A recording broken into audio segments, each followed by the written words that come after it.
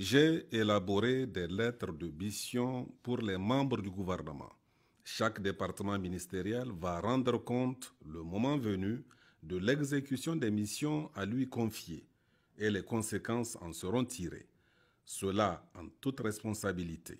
Il s'agit de notre devoir sacré de redevabilité envers le peuple nigérien. En tout état de cause, à un moment ou à un autre, chacun rendra compte de ses actes devant le peuple, devant l'histoire et devant le Créateur. C'est aussi vrai pour les gouvernants que pour les agents publics, les pères de famille et chaque citoyen. Fin de citation. Général de brigade Abdraman Chani, président du Conseil national pour la sauvegarde de la patrie CNSP, chef de l'État. Message à la nation à l'occasion du 66e anniversaire de la proclamation de la République, 18 décembre 2024.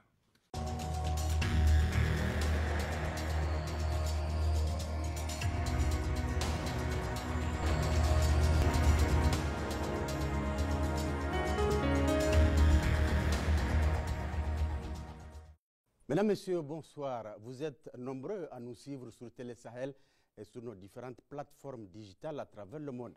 Merci de votre fidélité. Poursuivons notre série d'entretiens avec les membres du gouvernement sur la mise en œuvre de leurs lettres de mission avec aujourd'hui le ministre de la Justice, des Droits de l'Homme, garde des Sceaux, Aliou Daouda. Monsieur le ministre, merci d'avoir accepté notre invitation. Bonsoir. Bonsoir. Vous le savez, nous allons au cours de cet entretien parler de votre bilan à la tête de ce ministère. Commençons tout de suite par cette question à 2 ou 3 volets. Monsieur le ministre, dans quel état se trouve le système judiciaire nigérien? Quels sont les grands défis auxquels il est confronté? Très brièvement, pouvez-vous nous faire un état des lieux dans ces grandes lignes en guise de rappel pour bien introduire notre sujet? Merci, M. Ousmane Aladji Ibrahim. Merci, M. Abdoulaye Tchamago. Bonjour. Je remercie tous les agents et les responsables de la RTN pour l'occasion qui m'est donnée aujourd'hui pour parler au peuple nigérien du bilan de la mise en œuvre de la lettre de mission à moi confiée par son Excellence, Monsieur le Président de la République, le général de brigade Abdraman Chani, qui est le magistrat, le premier magistrat. Et je profite également de cette occasion pour saluer la résilience du peuple nigérien, sa constance, son dévouement et son engagement à soutenir les autorités de la transition. Je leur souhaite une bonne année de prospérité, de santé, de bonheur et de tout ce qui peut être du mieux au monde. Je profite également de cette occasion pour présenter mes condoléances à tous les Nigériens, pour toutes les victimes civiles et militaires du fait de cette barbarie qui nous a été imposée par les terroristes, les groupes et entités terroristes, ainsi que ceux qui assurent leur financement. Je reviens pour remercier son Excellence, Monsieur le Président du Conseil national pour la sauvegarde de la patrie, chef de l'État, le général Abdraman Chani, pour la confiance qu'il a placée à ma modeste personne pour gérer le département de la justice des droits de l'homme dans ces temps de refondation avec de nombreux défis qui sont connus de tous les Nigériens. Cela dit, pour revenir à cette question, la question que vous m'avez posée, avant le 26 juillet, et ce n'est un secret pour personne, la justice était presque aux antipodes de la réalité nigérienne. Rares sont ces Nigériens qui font confiance à la justice nigérienne. Et cela pour plusieurs raisons. La première, c'est l'immixtion dans le traitement des dossiers judiciaires du politique, le non-respect de l'indépendance de la justice, notamment dans l'exécution des décisions, parfois devenue définitive, le non-respect des critères dans les affectations des magistrats, la lenteur judiciaire qui a comme corollaire sur le plan pénal la surpopulation carcérale et au civil des procès qui ne finissent pas, avec en toile de fond certaines mauvaises pratiques, y compris correctives, toutes choses qui ont entaché la crédibilité du système judiciaire et ont fait en sorte que le peuple nigérien n'a plus confiance en sa justice. À ces mots aussi, il faut prévoir, voir d'autres facteurs qui ne sont pas de moindre importance. Il s'agit du faible investissement dans le secteur de la justice, du faible niveau de coordination des interventions des partenaires dans le secteur, du faible taux de couverture des juridictions sur le territoire nigérien, du faible taux de recouvrement des amendes et autres condamnations pécuniaires, avec aussi la non-rédaction des décisions de justice qui sont de nature à compromettre les intérêts des justiciables. Il y a aussi des problèmes d'ordre humain, parce que loin d'avoir suffisamment de magistrats pour couvrir les besoins des justiciables sur cette question, nous sommes aujourd'hui à un magistrat pour 55 000 habitants, alors que le standard international chiffre ou prévoit un magistrat pour 20 000 habitants et 2 greffiers pour un magistrat. Si on fait le ratio, nous avons moins d'un greffier par magistrat. Donc tous ces facteurs combinés peuvent constituer de façon objective tous les problèmes qui assaillent la justice et l'appareil judiciaire et font en sorte que les citoyens n'ont plus confiance à la justice. À tous ces problèmes, après une analyse approfondie de la situation, nous avons apporté des réponses en agissant sur les différentes causes qui sont à l'origine de ces problèmes, en faisant en sorte qu'il y ait un sérieux maillage des juridictions sur le territoire national et qu'on remette les magistrats au travail tout en rassurant les justiciables, en évitant des situations d'abus de droit, d'abus de position, d'abus de procédure. Et toutes ces choses, pendant ces 18 mois à la tête du ministère de la Justice, nous avons œuvré pour recadrer les magistrats, pour qu'ils ne disent que le droit, rien que le droit dans l'exercice de leurs fonctions. Nous nous attelons à vraiment offrir un service public de justice de qualité, qui tient compte des droits de toutes les parties, sans aucune discrimination. Monsieur le ministre, les Nigériens attendent beaucoup de la justice et depuis le 26 juillet 2023, il y a une forte demande sociale de cette justice. C'est une condition importante pour réussir notre vivre ensemble, consolider notre État et nous projeter dans l'avenir avec beaucoup de sérénité. Il y a bien entendu la question des moyens humains et financiers. Il y a également la question de l'organisation du système judiciaire, de l'indépendance des juges que vous avez évoqué tout à l'heure. Mais fondamentalement, vous conviendrez avec moi, monsieur le ministre, que le mal profond qui gangrène notre pays est la corruption de notre système judiciaire. Monsieur le ministre, pouvez-vous nous dire concrètement, depuis que vous êtes à la tête de votre département ministériel, qu'avez-vous fait pour lutter contre cette corruption? Qu'avez-vous fait ou envisagé de faire pour donner à la justice ses lettres de noblesse? Vous savez, ce n'est un secret pour personne de l'existence du phénomène de la corruption dans le milieu judiciaire. Ce n'est pas moi qui le dis. Il y a des études qui ont scientifiquement démontré l'existence du phénomène de la corruption en milieu judiciaire.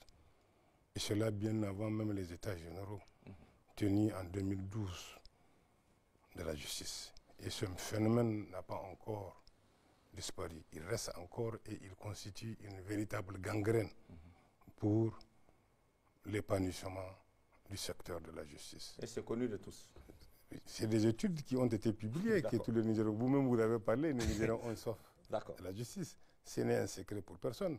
Dans la lettre de mission qui nous a été confiée par le président du Conseil national pour la sauvegarde de la patrie, chef de l'État, le général de brigade Abdelrahman Tchani, il nous a instruit d'œuvrer pour promouvoir une justice qui rassure. Une justice indépendante, assumée par des acteurs qui font le serment de soumission à la loi. Une justice égale pour tous, sans discrimination. Bref, une justice de qualité.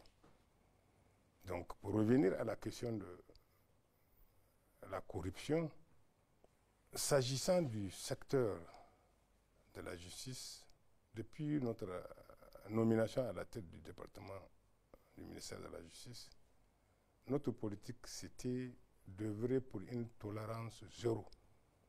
Dès lors que des cas de corruption sont avérés, ils donnent lieu à des poursuites. Pour preuve, pour la première fois, nous avons 4 magistrats qui sont en détention pour des indélicatesses. Aujourd'hui. Et un greffier. D'autres procédures sur le plan disciplinaire sont en cours.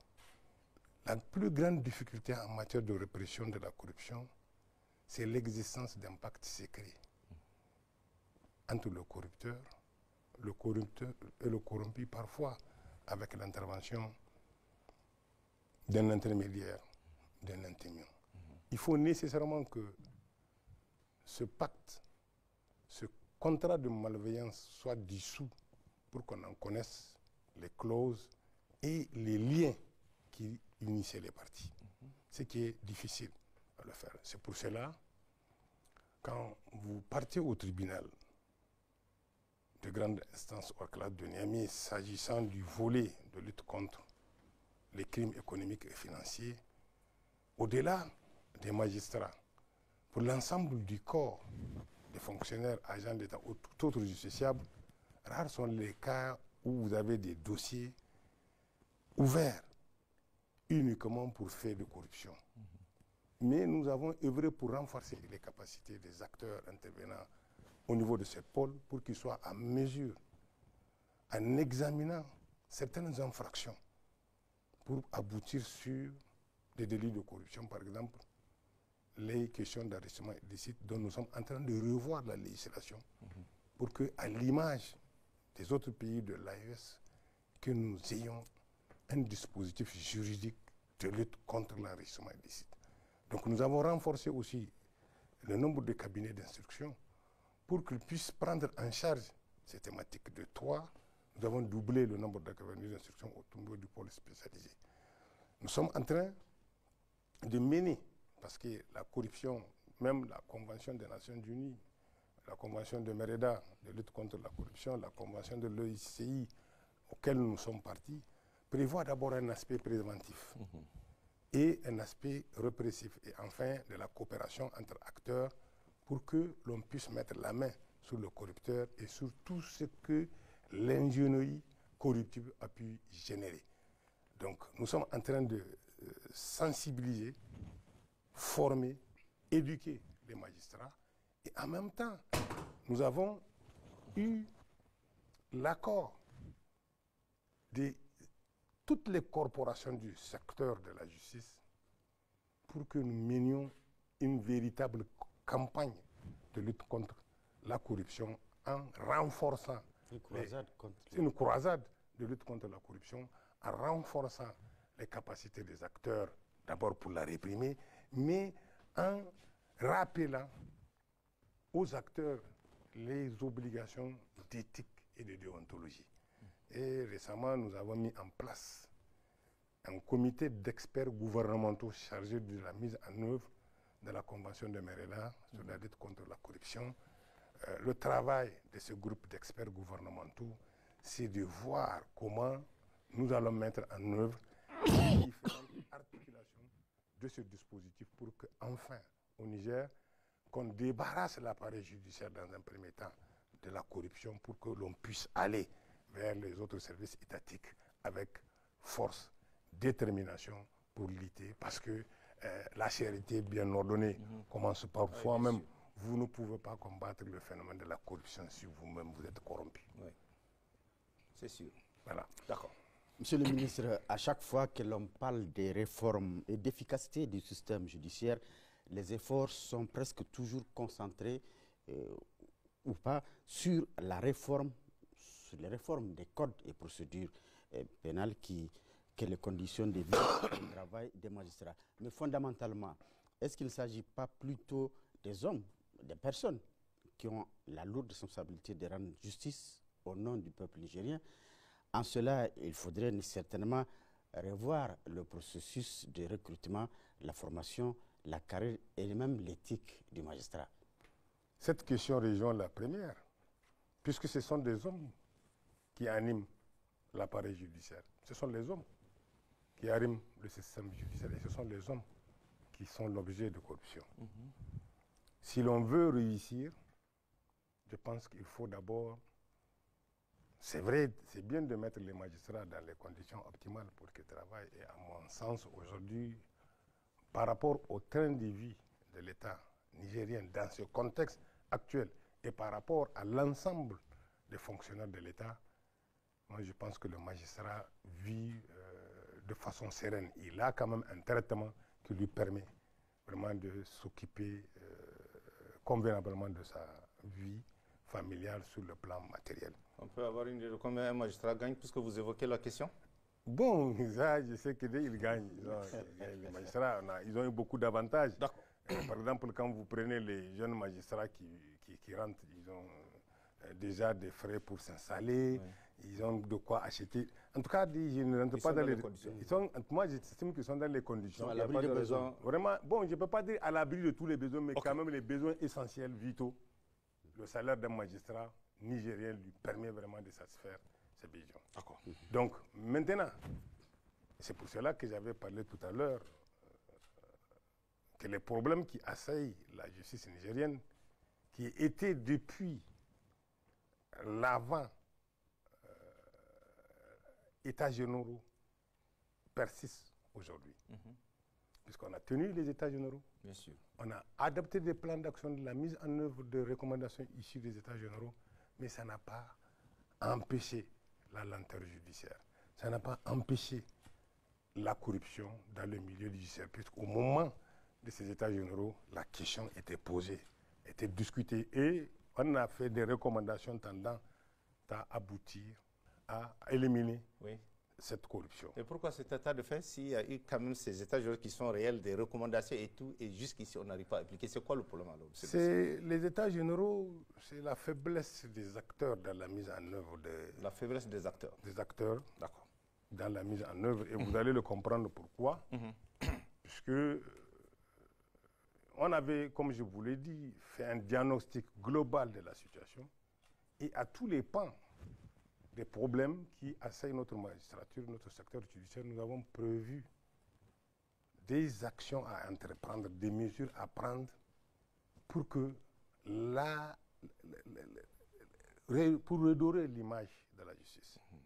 En termes de recrutement, formation, dès notre arrivée, nous avons œuvré pour changer la gouvernance de l'école de magistrature. Nous avons œuvré pour redéfinir le curriculum de formation. Nous avons œuvré pour mettre un comité scientifique chargé de sélectionner et de valider le module de formation.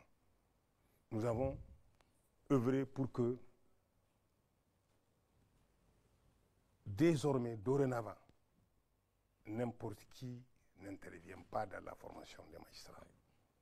À l'époque, c'était des copinages. C'est important. Je suis désolé de le dire. Ah oui? Mais j'ai un devoir de vérité. C'est une affaire d'amis, de petits amis?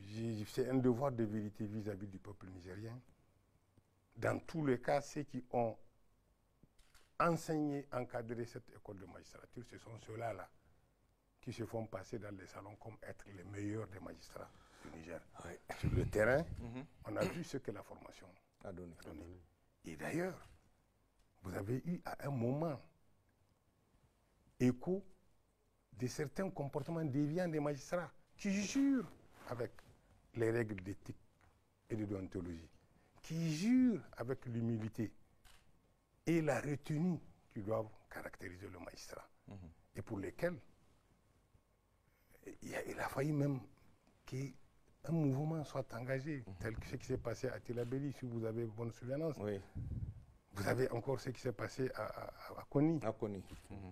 Toutes choses qui sont des comportements individuels, isolés des magistrats, qui ne reflètent pas l'intégration dans leur comportement au quotidien des normes d'éthique et de déontologie, si celles-ci ont été bien assimilées. Et c'est pour cela nous avons... Pour les deux cas, ces deux magistrats, ils veulent se faire la justice eux-mêmes, c'est comme Non, ça? Ou bien, je pose la question, moi. Ils veulent se faire la justice, le cas de Tillabéri et de... Non, le cas de Tillabéri, vous savez ce qui s'est passé? C'est un magistrat qui est venu à un contrôle de police, qui a voulu ne pas se soumettre parce qu'il se prend pour un super citoyen et s'est permis de parler mal aux policiers. Les rapports sont là. Malheureusement, ils ont pu emballer le syndicat qui, sans chercher à comprendre, est rentré dedans. Je pense qu'un corps est là pour la défense. Une organisation syndicale défend les intérêts matériels et moraux. Bien sûr. Mais elle ne protège pas les citoyens, les individus contre leur propre forfaiture.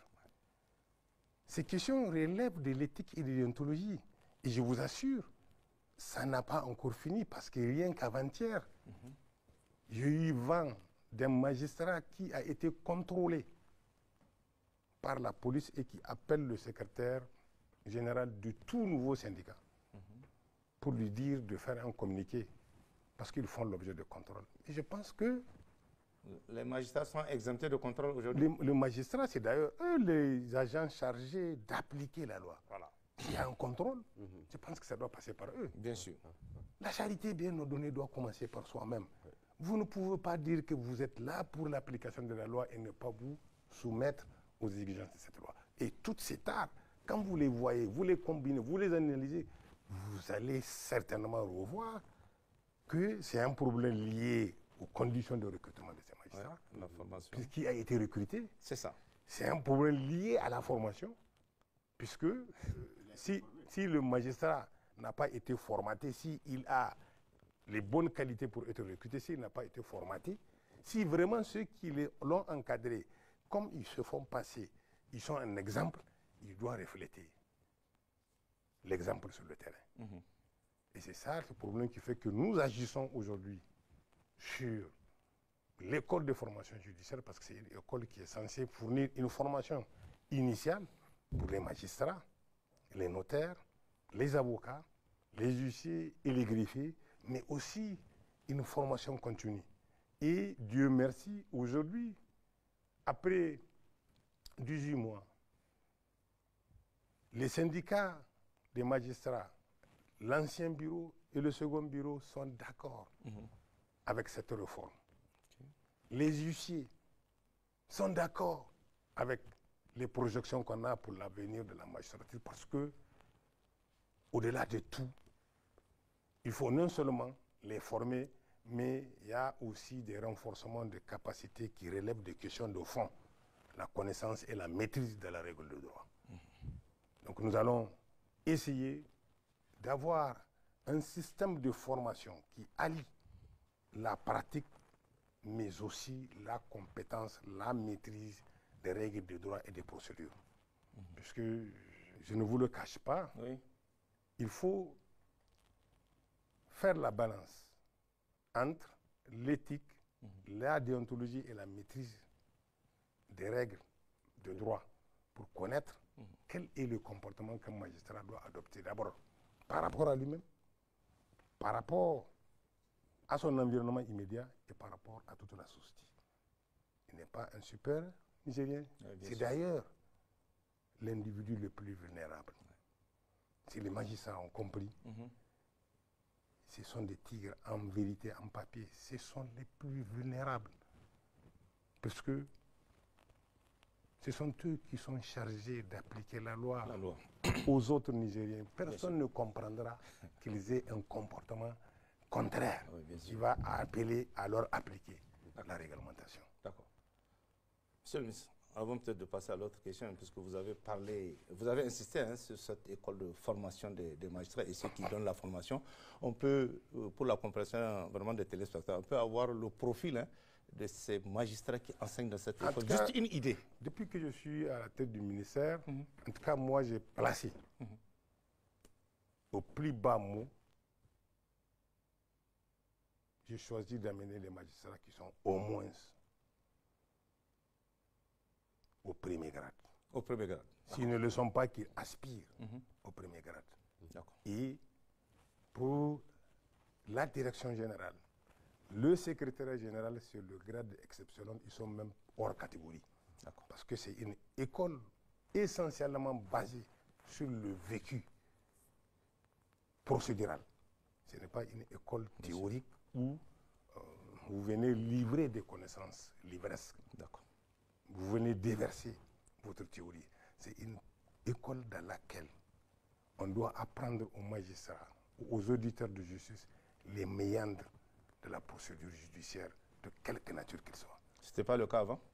Bon, je ne peux pas dire que ce n'est pas la vocation, c'était ça. Oui, mais est-ce que dans la pratique, c'est ce qui s'est fait? C'est pour cela que je dis, pour qu'on puisse contrôler les missions statutaires de cette école, on met en place un comité scientifique chargé de valider les modules qui vont être dispensés par les intervenants. Et ce même comité aura à déterminer qui va intervenir, ceux qui vont intervenir pour dispenser le cours. Bien sûr. Et plus loin, après l'école, nous avons décidé qu'il faut choisir ceux qui vont encadrer les magistrats. Et je me suis opposé à la dispersion des magistrats à l'intérieur du pays pour échapper à la surveillance de l'école. Certes, le magistrat doit connaître les réalités de son pays, mais il les connaîtra lorsqu'il est bien formé et qu'il sera affecté dans une zone pour officier. Parce qu'à l'époque, on disperse les magistrats selon les juridictions. Et le contrôle de l'école n'est pas présent. Or, vous ne pouvez pas amener un auditeur qui est stagiaire, le placer sous la responsabilité d'un procureur, d'un président du tribunal, d'un juge d'instruction, et sans pouvoir le contrôler. Vous voyez, le Niger fait 1 260 km².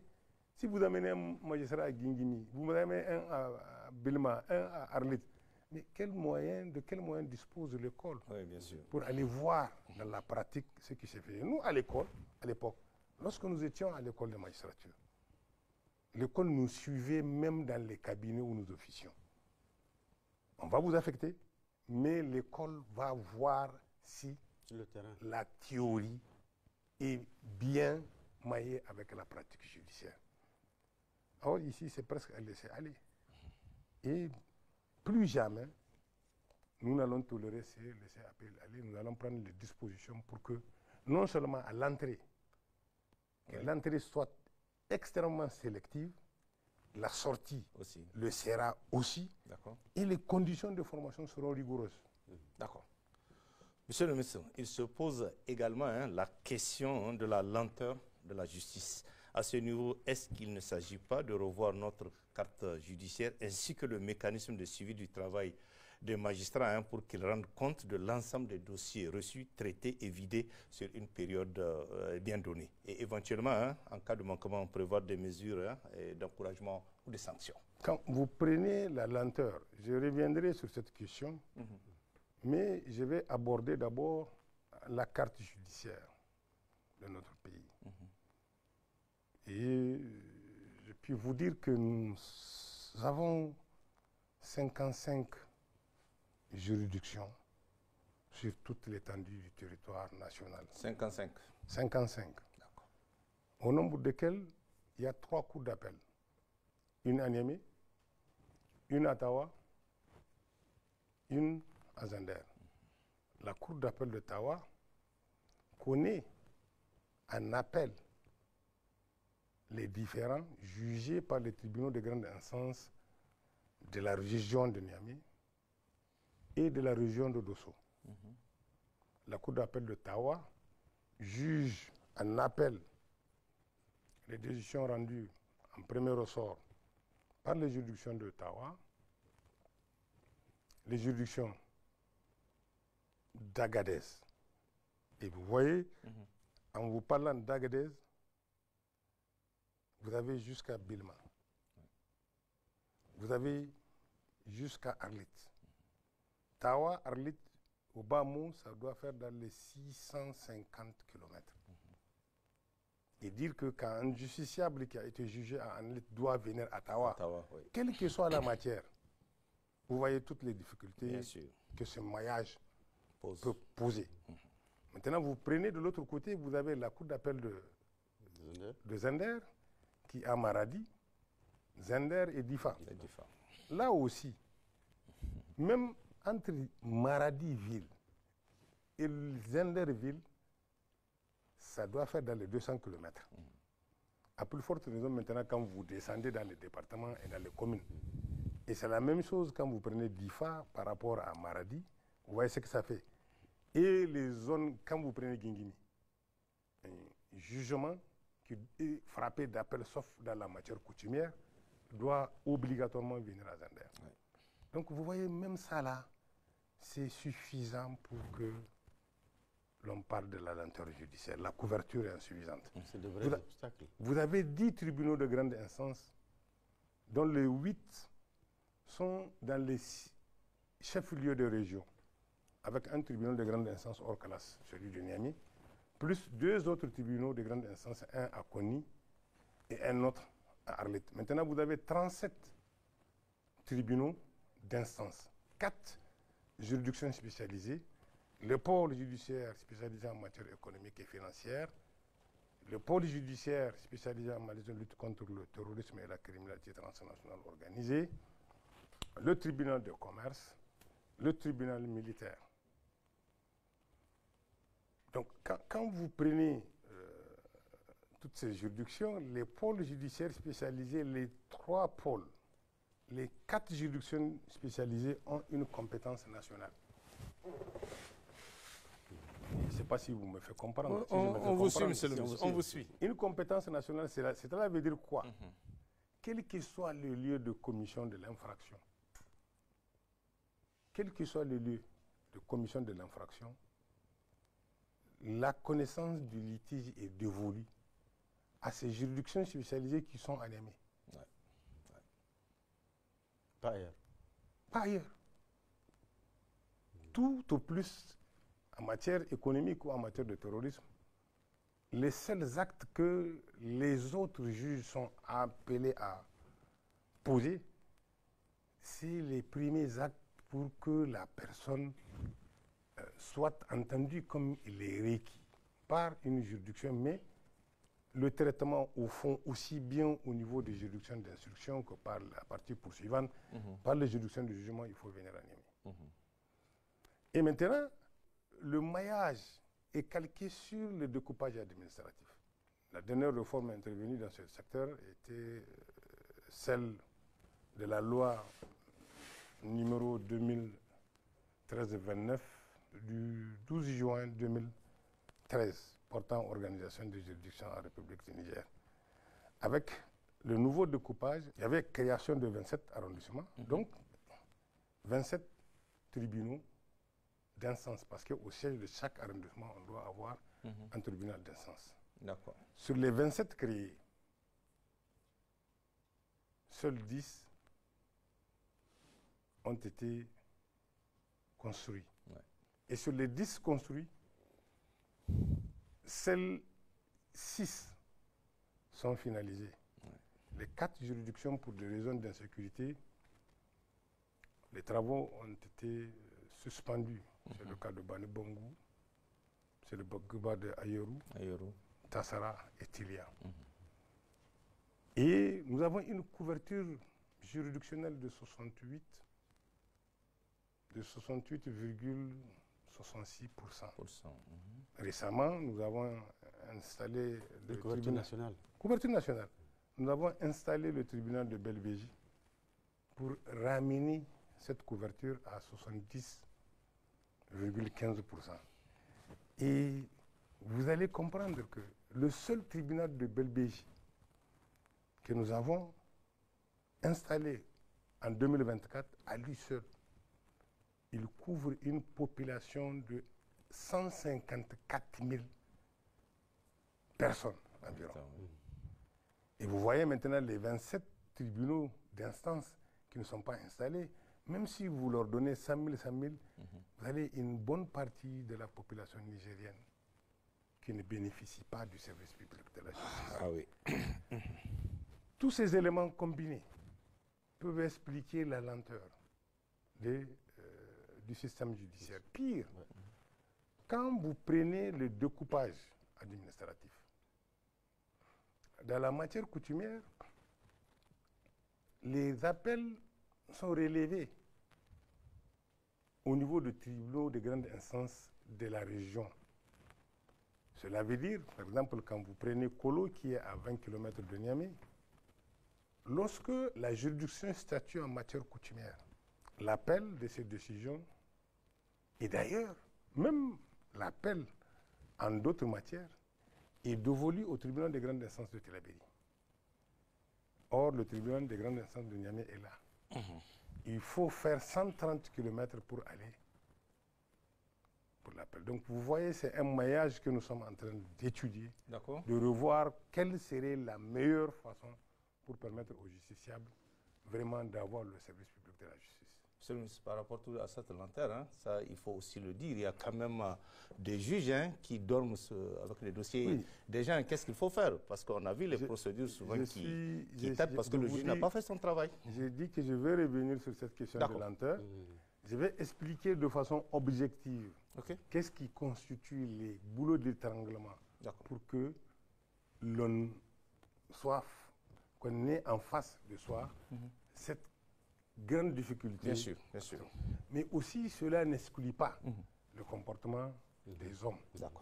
Parce que, moi je me souviens, lorsque nous étions arrivés à la cour d'appel de Niamey en 2012, on était 12. Et cette cour s'occupait du contentieux de la région de Niamey, Dosso, Tillabéri. J'ai oublié de vous dire que la cour d'appel de Niamey s'occupe de Tillabéri. Niamey, Dosso, Tillabéri, et jusqu'à ressort de la cour d'appel de Tawa. Donc aller jusqu'à Arlit, jusqu'à Agadez. Mais on était 12, et à l'époque, toutes les audiences, y compris celles de référé, étaient collégiales. Mais quand même, on a battu un travail parce que nous avons des chefs de juridiction qui s'assumaient. Et on était presque en compétition, chacun voulait montrer son mieux. Mais maintenant, au-delà de cela, vous avez aussi la question des renvois de procédures, avant qu'on arrive à la question de rédaction. Vous avez aussi la question d'acte de procédure. Quand vous prenez la matière pénale, elle est organisée de telle sorte que, pour qu'une personne soit citée à comparaître par devant une juridiction pénale, selon son domicile, il y a un délai qui doit être observé par les juridictions avant de servir l'acte. Vous avez des délais qu'on appelle de comparution. 8 jours, 1 mois, 2 mois, et jusqu'à 90 jours lorsque vous n'êtes pas en Afrique. En Afrique, 60 jours. Si vous êtes hors du ressort de la juridiction, au Niger, 30 jours. Et si vous êtes à l'intérieur, vous avez 8 jours pour comparaître. Le gros des problèmes qui se posent, il y a un manque de suivi des chefs de juridiction. Ça, par les magistrats?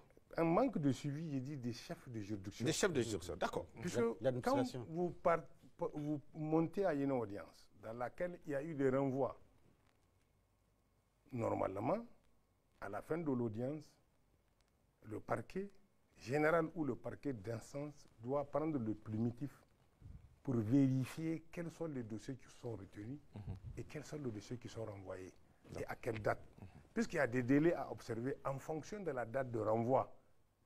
Et de la date de renvoi, les actes de procédure doivent être faits, ce qu'on appelle les cédules de citation. Mais généralement, C'est à l'avant-veille ou à une semaine de la tenue des audiences qu'on va courir pour faire cette cellule. Et on va donner à des huissiers qui vont les servir contre la loi. Ouais. Et des fois, on donne à des huissiers qui gardent leur cellule et attendent au dernier moment pour courir à droite, à gauche, servir ces cellules. Toutes choses. Quand vous venez devant une juridiction, on ne peut que constater une défaillance légale qui implique l'annulation de la procédure et le renvoi. Les vices de procédure. Oui, et que vous voyez, si c'est récurrent, pour quelqu'un qui est à l'extérieur, 90 jours, 2 renvois de son dossier, ça lui fait 6 mois. Ouais. 4 renvois, ça fait 1 année. Ouais. Et même en Afrique, 3 renvois, ça fait 6 mois. Ça fait une demi-année. Ouais. Au Niger, même à l'intérieur, quand quelqu'un qui doit quitter Arlit pour venir à Tawa, pour un dossier qui a été renvoyé 1 fois, 2 fois, vous voyez ce que ça fait. Toutes choses qui sont de la responsabilité des chefs de juridiction et sur lesquels nous avons écrit et fait des circulaires pour leur dire de reprendre en main le contrôle interne de juridiction et de veiller à ce que les actes de procédure soient faits dans le respect des règles. D'accord. Voilà. De l'autre côté, maintenant, quand vous prenez l'aspect civil, la lenteur, elle est là, mais vous savez, le magistrat, si vous voulez, c'est lui qui est la plupart du temps indexé. Je ne suis pas là pour le défendre. Mais des fois, la lenteur n'est pas seulement le fait de magistrat, bien qu'il en ait un acteur de premier plan. En matière civile, depuis l'avènement du Code de procédure civile nigérien, nous avons institué au niveau des juridictions ce qu'on appelle des juges de la mise en état. Avec l'avènement de ces juges, l'échange des conclusions et autres mémoires de défense est organisé dans le cabinet du juge de la mise en état. Que ce soit devant le tribunal de grande instance ou devant une cour d'appel. Et lorsque le dossier est sur le point d'être jugé, donc si toutes les parties ont échangé les écritures, le juge de la mise en état prend une ordonnance de clôture et de renvoi de la cause devant une juridiction pour plaidoirie. C'est la même chose à la cour d'appel, dans les cours d'appel, et c'est la même chose dans les tribunaux de grande instance. Mais malheureusement,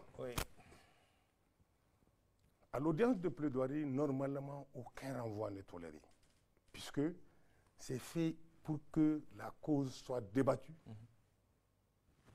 des arguments discutés, et qu'elle soit jugée, si on peut le faire, sur le siège ou mise en délibéré pour jugement à advenir à date précise.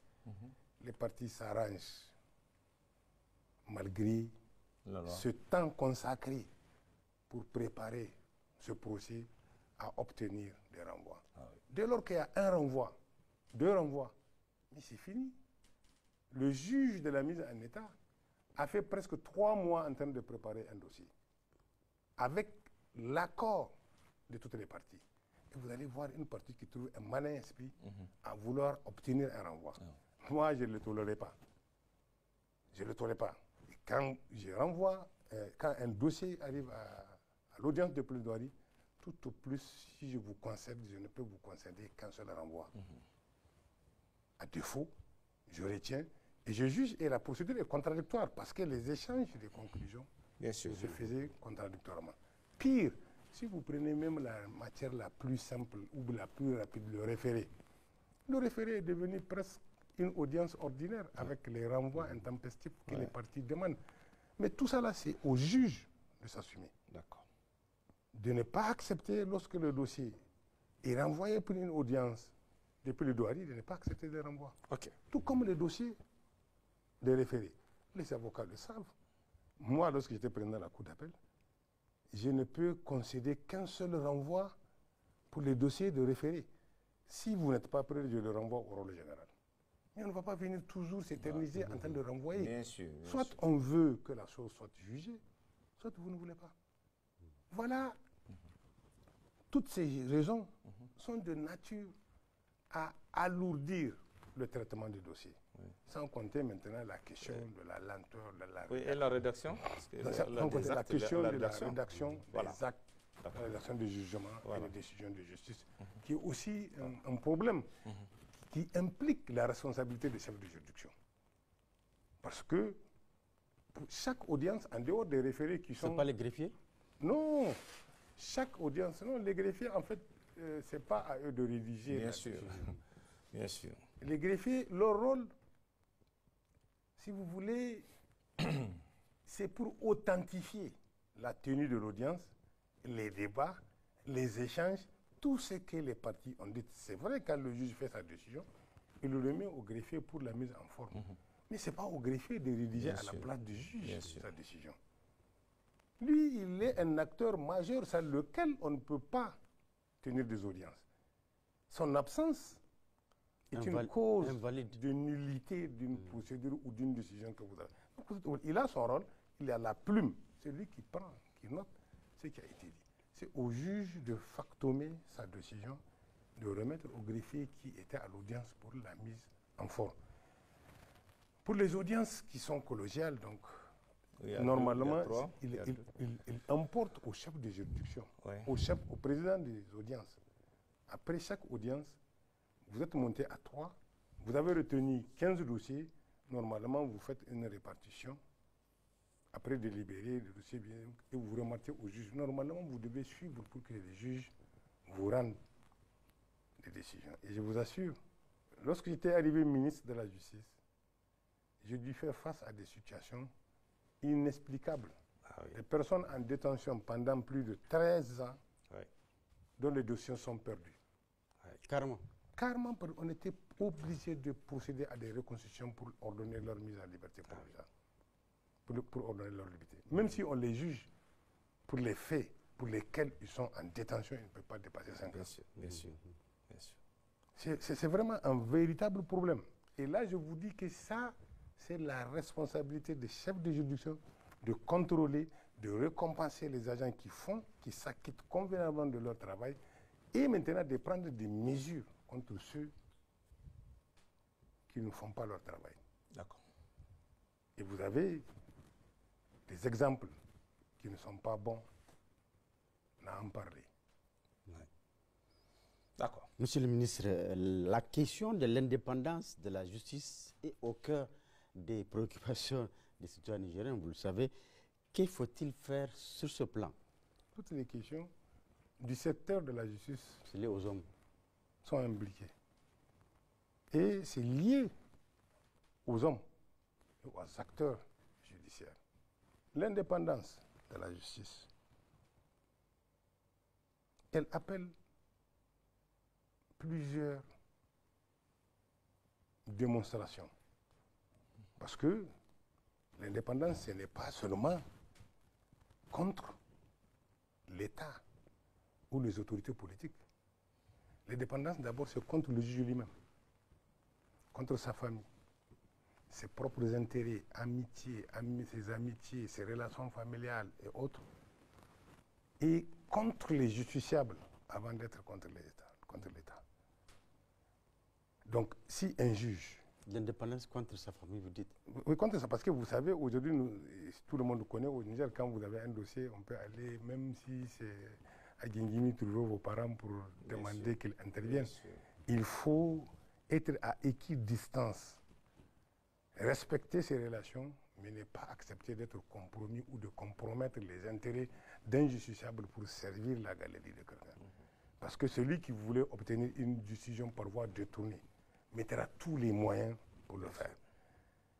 Mais ce qui est sûr, moi je me suis amusé en cabinet à poser la question, s'agissant de cette indépendance, à mes collaborateurs, je leur pose la question de savoir, est-ce que le juge nigérien est prêt à être indépendant comme le sont les membres du CNSP qui ont risqué leur vie pour la souveraineté du peuple nigérien en dépit des menaces, d'attaques personnelles, d'attaques du pays, mais qui ont su garder la ligne. Ça, c'est le ministre de la Justice qui le dit. Hein? Je le dis. D'accord, ok. Je le dis parce que il ne faut pas penser que l'indépendance, là, ça peut s'acquérir comme ça. Et c'était quoi la réponse? À la réponse, bon, je n'ai pas de réponse. Parce que pour moi, il faut que le juge soit lui-même prêt à être indépendant. Pourquoi je le dis, je ne suis pas venu pour dénigrer quiconque. Bien sûr. Mais j'ai pris Allah, qu'il en soit témoin. Si je suis en train de le faire pour mentir sur quelqu'un, je demande qu'Allah en soit le juge et en tire les conséquences. Vous ne pouvez pas être indépendant quand vous négociez un poste. Ouais, ça, c'est sûr. Malgré mon intervention lors du congrès du Saman, je peux sortir mon portable pour vous montrer des magistrats qui ont vu des personnes influentes pour leur demander d'intercéder pour qu'on les affecte. Ouais. Un juge, à partir du moment où il court vers un poste, il ne peut pas être indépendant. Je suis désolé. Et il y en a beaucoup qui courent derrière. Il y en a beaucoup. D'accord. Je le dis. OK. Et si je le dis, c'est parce que moi, je n'en ai pas couru. Et s'il y a quelqu'un qui connaît un poste pour lequel j'ai couru, même si c'est pour des raisons objectives. Mais est-ce qu'il y a des raisons objectives à demander d'être affecté dans une juridiction alors que vous avez une administration qui est là, qui connaît les magistrats par leur date d'entrée, par leur grade, par leur échelon, et que pour occuper, et que toutes les promotions sont faites en tenant compte de ces aspects. Bien sûr. On n'a jamais fait une affectation où on n'a pas mis sur table tous ces facteurs. Tous ces facteurs. On prend tous les magistrats par grade. On prend pour les gradements qui sont grades exceptionnels. Et même dans le grade exceptionnel, on fait la catégorisation premier échelon, deuxième échelon, troisième échelon. On descend au premier grade et c'est la même chose. On vient au deuxième grade. Toutes ces choses sont prises en compte lors des affectations. Il arrive des fois où on commet quelques petites erreurs, mais en vérité, si vous méritez un poste, vous n'avez pas besoin de le négocier à la justice. Parce que c'est le rôle que le Conseil supérieur de la magistrature joue et c'est le rôle qu'un secrétariat du Conseil de la magistrature joue. Parce qu'actuellement, même si les gens sont en train de parler, nous avons un Conseil supérieur de la magistrature qui est là. Et qui ne marche pas, monsieur le ministre. Nous avons un secrétariat permanent. Il ne marche pas, ce Conseil de Non, la magistrature. je viens, ce n'est pas le Conseil, nous avons un secrétariat du Conseil supérieur de la magistrature. Nous avons un secrétariat permanent qui est là et qui exerce, si vous voulez, les attributions comme si le Conseil supérieur de la magistrature existait. Parce que chaque fois que nous avons des affectations, il est obligé de comparer pour voir qui on peut amener pour diriger une cour d'appel, qui on peut amener pour être procureur général ou d'appel, qui on peut amener pour être président d'un tribunal de grande instance. Les affectations aux magistrats ne se font pas. Et vous avez des magistrats qui veulent aller trop vite. Trop vite. Oui, et vous avez ceux qui ne veulent même pas servir dans le secteur de justice. Ils veulent aller où? En détachement. Il y a plus d'argent là-bas? Je ne sais pas. Je pose la question. Il y a plus d'argent là-bas? Je ne sais pas, il faut leur demander ceux qui ne veulent pas rester dans le corps. Ils sont là. Et ils sont dans les salons pour montrer qu'ils sont de très bons magistrats. OK. Ce que je veux dire, pourquoi j'ai fait ce préalable, c'est pour que les Nigériens comprennent que la question d'indépendance va au-delà des contours que certains acteurs veulent lui donner. Ce n'est pas le fait seulement de l'État, ce n'est pas seulement le fait de la société, ce n'est pas seulement le fait de magistrat. C'est une alchimie de contraire qu'il faut pour être indépendant. Mais ce qui est sûr, depuis que nous sommes à la tête du ministère de la Justice, je défie quiconque de venir me dire dans quelle procédure moi je l'ai appelé pour lui dire d'arrêter ou de faire. Vous voulez dire que cette indépendance-là, c'est un idéal, mais... Oui, mais l'indépendance, c'est chaque fois on chante, on voulait être indépendant. Mais d'abord, soyez indépendant de vous-même. Soyez indépendant de vos relations personnelles, de vos intérêts, avant même de penser à l'indépendance vis-à-vis du pouvoir politique. C'est que nous, parce que dès qu'on parle de l'indépendance, on parle d'interférence. Nous, on n'interfère pas. D'accord. Le président du Conseil national pour la sauvegarde de la patrie, en tout cas, je peux vous l'assurer, n'est pas ce genre de dirigeant qui intervient dans la dévolution de la justice. D'accord. Et je profite de l'occasion pour dire aux Nigériens que je n'ai pas reçu mandat de son Excellence de protéger X ou Y. Et je ne suis pas là pour protéger X ou Y. Je ne peux me protéger même pas moi-même, à plus forte raison protéger quelqu'un. Mais c'est que toute chose a son temps. On nous interpelle cette question de justice sociale. Je n'ai jamais été saisi d'un rapport s'agissant de ce dossier auquel on fait allusion à travers la justice sociale. Aujourd'hui, on n'a qu'à déposer le dossier sur mon bureau, on va voir ce qu'on va en faire. D'accord. Pour preuve, lorsque nous sommes venus au pouvoir, lorsque nous avons été nommés ministres, nous avons trouvé des dossiers des rapports d'inspection dans le tiroir. Nous avons trouvé aussi des rapports d'inspection au niveau du parquet. Mais on a ressorti tous ces rapports pour demander au procureur, il est là, vous pouvez l'interroger, pour demander au procureur d'engager des poursuites. D'accord. Nous n'avons retenu aucune procédure. Nous n'avons retenu aucun rapport et nous n'avons pas l'intention d'en retenir. Mais il faut que les Nigériens comprennent que le ministère de la Justice n'est pas un ordre de juridiction. Si nous sommes saisis d'un rapport comme ce qui s'est fait au cours des inspections, nous n'avons d'autre choix que de saisir le procureur au fond de poursuite. D'accord. Monsieur le ministre, qu'en est-il du nouveau code pénal qui vous a été remis, le document vous a été remis, jusqu'ici on n'en parle pas. Ça, on a mis dans les tiroirs ou pas? Je pose la question. Bon, pour ce qui est du code, c'est le code de procédure pénale qui a été remis le 20 janvier 2024 au cours d'une cérémonie qui a eu lieu à Mahatma Gandhi, au centre de conférence. Ce code de procédure pénale a fait l'objet d'analyses, y compris le code pénal, et les deux projets sont transmis au secrétariat général du gouvernement pour examen avant d'être soumis à la signature. Ils ne sont pas gardés dans les tiroirs, ils ne sont pas au ministère. Si vous voulez, je peux vous donner même la copie de la lettre de transmission de ce code à qui de droit. D'accord. Nos juridictions comptent des pôles spécialisés, notamment économiques ou de répression des délits économiques. Dans ce cadre, on parle beaucoup de dossiers de crimes économiques devant la justice et par rapport auxquels les Nigériens attendent que la lumière et la vérité soient dites. Qu'en est-il? Il y a le pôle judiciaire spécialisé en matière économique et financière qui a un parquet, des juridictions d'instruction, une chambre de jugement correctionnel et une chambre de jugement criminel et qui a son pendant à la cour d'appel avec un parquet général, une chambre d'appel, une chambre de jugement et une chambre de contrôle. S'agissant des dossiers dont on parle, à ma connaissance, c'est comme je vous ai dit, moi, à mon niveau, je n'ai pas de dossier que j'ai gardé, des rapports que j'ai gardés. Tous les rapports que j'ai trouvés sont directement transmis au parquet pour des poursuites. Et aujourd'hui, quand vous voyez l'environnement nigérien dans la lutte contre les crimes économiques et financiers, ce n'est pas seulement le pôle judiciaire qui le fait.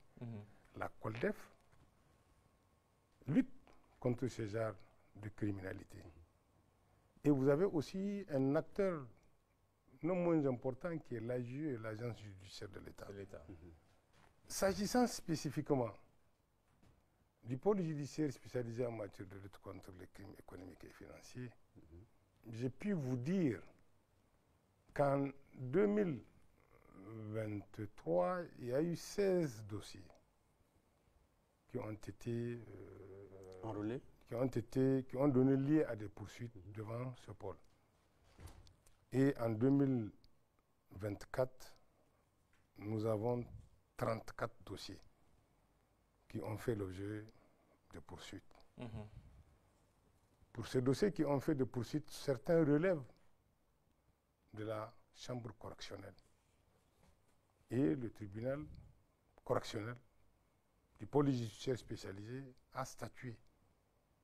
Après condamnation, il a ordonné de confiscation et alloué une somme de 4 milliards 49 millions 607 600 et quelques francs. Sans compter les biens meubles qui sont saisis. Ça, c'est l'aspect correctionnel. C'est ça. Mais il y a maintenant l'autre aspect criminel, pour les infractions qui relèvent de la compétence de la Chambre de jugement en matière économique et financière. Nous sommes en train de préparer une session pour qu'elle puisse, elle aussi, juger.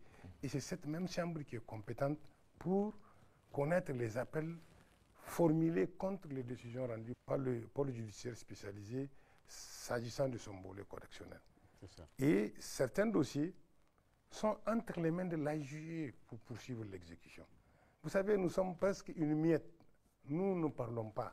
C'est pour cela qu'on pense qu'on ne fait rien.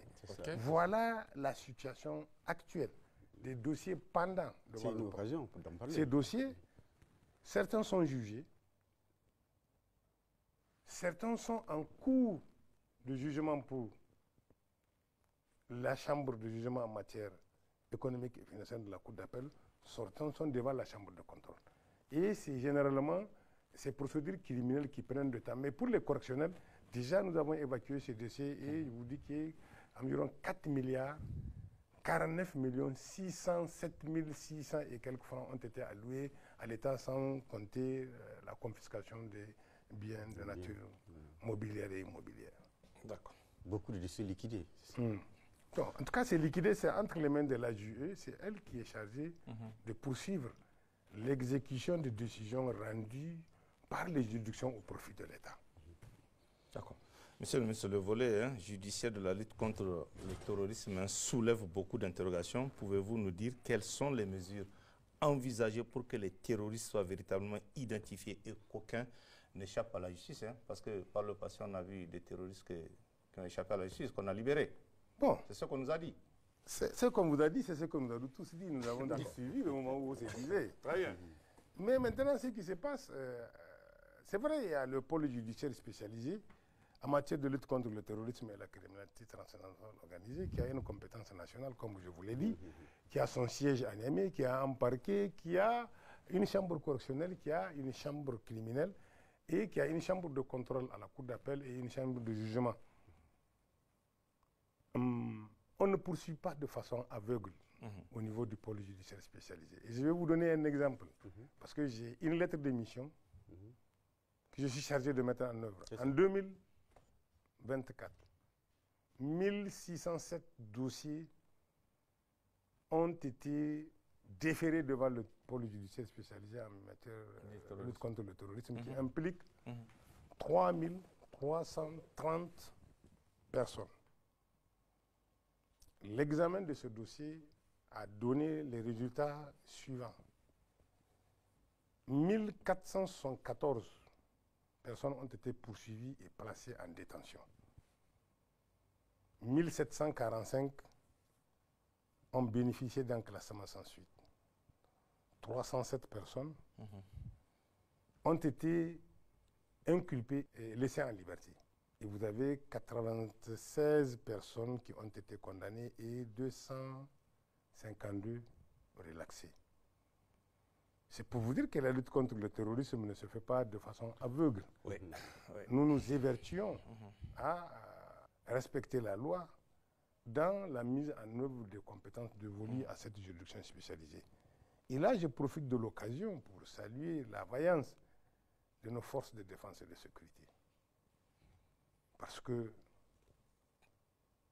font un travail assez colossal. Et chaque fois dans le bulletin des forces armées, vous voyez, ils ont arrêté des terroristes, ils ont arrêté ils les ont remis aux juridictions compétentes pour les autres enquêtes. Tout cela est dû à la présence des unités prévôtales qui accompagnent les FDZ sur les théâtres des opérations. Et aujourd'hui, nos forces de défense et de sécurité sont en train de se professionnaliser, à respecter la légalité dans la lutte contre le terrorisme. Parce que je rappelle que même si on enregistre un mort sur le théâtre de terrorisme, c'est quand même un Nigérien qui meurt. Bien sûr. Donc, vaut mieux le prendre et l'armée a opté pour essayer. C'est le dernier recours. Ils utilisent la force parce que se tuer ou être tué. Lorsqu'ils n'ont pas le choix, ils sont obligés. Mais tant qu'ils ont la possibilité d'arrêter, c'est que... Donc, vous voyez ce qu'on est en train de faire. Et parallèlement, vous savez, aujourd'hui, l'activité terroriste fait recours aux nouvelles technologies de communication. Surtout l'utilisation de téléphonie, la téléphonie mobile. Pour qu'aucun terroriste n'échappe, nous avons pris des mesures courageuses autour desquelles nous avons d'abord réuni autour de nous, en présence du ministre en charge de la communication, tous les opérateurs de téléphonie mobile. Et nous leur avons écrit, et nous leur avons intimé l'ordre de se conformer à leur cahier de charges. Okay. Ça, c'est un. Deux, tous les numéros non identifiés ou identifiés par une seule personne, de les supprimer. Okay. À défaut, lorsque nous allons engager une poursuite pénale contre un terroriste ayant utilisé un numéro appartenant à un opérateur de téléphonie mobile qui n'est pas identifié, nous allons poursuivre les responsables pour complicité ou aide ou assistance. Oui, parce qu'il y a aussi la responsabilité pénale des personnes morales, qui n'exclut pas aussi la responsabilité des individus. C'est pour vous dire que nous sommes dans une démarche holistique de prendre en charge la lutte contre le terrorisme, outre le fait que vous avez suivi aussi les activités pour la déradicalisation qui sont en train d'être menées. La lutte contre le terrorisme n'est pas seulement militaire, n'est pas seulement judiciaire, elle est aussi économique, elle est aussi sociale. Nous intégrons plusieurs acteurs pour prendre de manière holistique le phénomène. Mais nous faisons en sorte qu'aucun n'échappe à la poursuite pénale, quitte à lui accorder des avantages que la loi permet. D'accord. Par rapport à ce côté social de lutte contre le terrorisme, est-ce qu'on peut avoir plus de précisions par rapport à l'insertion socio-économique des repentis? Oui, vous avez récemment, il y avait une mission qui a... mais ça là, c'est piloté par le ministère de l'Intérieur. Il y a ce qu'ils appellent démobilisation, désendoctrinement et déradicalisation. Tout ça, sont des œuvres qui accompagnent les terroristes. D'abord, pour qu'ils abandonnent la radication, pour qu'on les désendoctrine et pour qu'on leur donne les moyens d'avoir une activité où on les forme dans le sens d'être utiles pour eux-mêmes et pour la société. D'accord. Voilà. Monsieur le ministre, le gouvernement a récemment pris une ordonnance fixant les modalités de retrait de la nationalité nigérienne. Pouvez-vous nous en dire plus? Ce n'est pas une ordonnance qui ordonne le retrait de la nationalité. Le gouvernement a adopté une ordonnance portant création d'un fichier national où sont inscrites des personnes, groupes de personnes, entités ou organisations impliquées dans les actes de terrorisme ou toute autre infraction de nature à porter gravement atteinte aux intérêts fondamentaux et ou stratégiques de l'État, ainsi que les modalités d'inscription des personnes dans ce fichier. Sinon, ce n'est pas une nouveauté. En 2001, il y a eu le 11 septembre. Oui. Après le 11 septembre, il y a eu deux résolutions du Conseil de sécurité des Nations Unies, la 1373 et la 1267 du Conseil de sécurité des Nations Unies, et qui a donné même lieu à la création improvisée des lieux de détention à Guantanamo, et qui a donné lieu aussi à la création des listes noires dans lesquelles certaines puissances sont permis même d'inscrire des chefs d'État. C'est une règle internationale qui commande aux États de prendre des mesures administratives, judiciaires et opérationnelles pour lutter contre le terrorisme, les terroristes, le financement du terrorisme et les sources du financement du terrorisme. C'est dans ce cadre que nous avons créé. Genre les fichiers S dont on parle. Voilà, c'est pour ces raisons qu'on a créé ce fichier. Pour les personnes qui sont, malheureusement, malgré le contexte difficile d'attaque de tous ordres, parce que nous sommes dans un état de guerre, où nous sommes attaqués de toutes parts, militairement, économiquement, socialement, culturellement, politiquement. Il n'y a pas un domaine qui est épargné par les ennemis. Ouais. Et malheureusement, vous avez des Nigériens